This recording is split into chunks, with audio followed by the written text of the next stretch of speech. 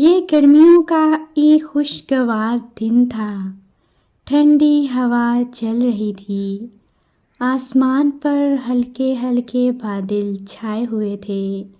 एक कौवा तालाब के किनारे एक पत्थर पर बैठ गया और ठंडी हवा से लुत्फ अंदोज होने लगा। तालाब में मौजूद राजहंस ने कौवे को देखा तो कौवे के पास आ गया। उसने सलाम दुआ के बाद पूछा कि तुम आज खोए खोए से लग रहे हो। कौवे ने उदासी से कहा, मेरा रंग इतना काला है और मेरी आवाज़ भी बहुत बुरी है। हर कोई मुझसे नफरत करता है। राजहंस ने कौवे को समझाया कि सीरत सूरत से ज़्यादा अहम है। राजहंस ने कौवे को आसान तरीके से समझाने का फैसला किया। उसने कौवे को कहानी सुनाना शुरू की। एक जंगल में कहीं से तोता आ गया। जंगल के परिंदों ने उससे पहले कोई तोता नहीं देखा था। तोता निहायत खूबसूरत था और उसकी आवाज़ भी बहुत अच्छी थी।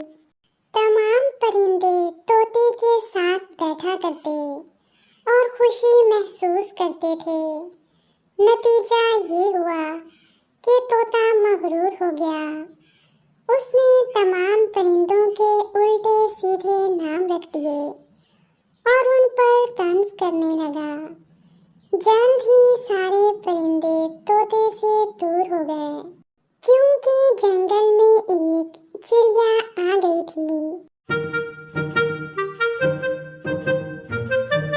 वो खूबसूरत होने के साथ साथ खूबसूरत भी थी।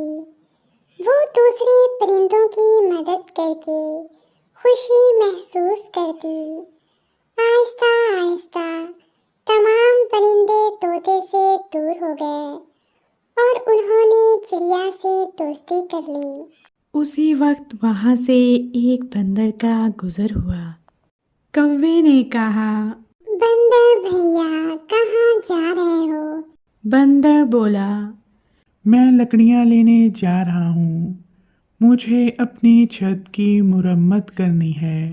कौवा बंदर की मदद करने के लिए उसके साथ चला गया।